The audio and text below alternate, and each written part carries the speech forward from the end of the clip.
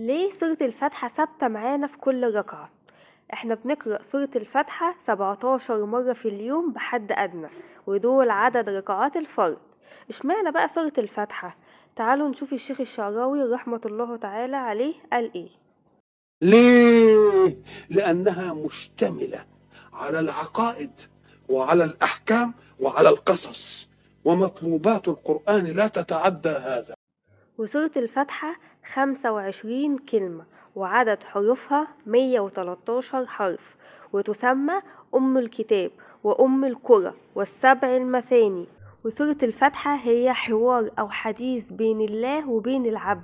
لما نيجي نقول الحمد لله رب العالمين، ربنا عز وجل بيرد علينا ويقول لنا حمدني عبدي. ولما نيجي نقول الرحمن الرحيم، ربنا بيقول لنا أثنى علي عبدي.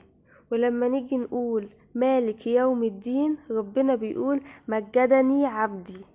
ولما نيجي نقول إياك نعبد وإياك نستعين، ربنا بيقول هذا بيني وبين عبدي. ولما نيجي نقول اهدنا الصراط المستقيم صراط الذين أنعمت عليهم غير المغضوب عليهم ولا الضالين، ربنا بيقول هذا لعبدي ولعبدي ما سأل. فهي الصلاة مقسومة 2 بين الله وبين العبد. ولو حسيت ان انت استفدت بمعلومة، دوس اشتراك ولايك وعلقلي على الفيديو. السلام عليكم.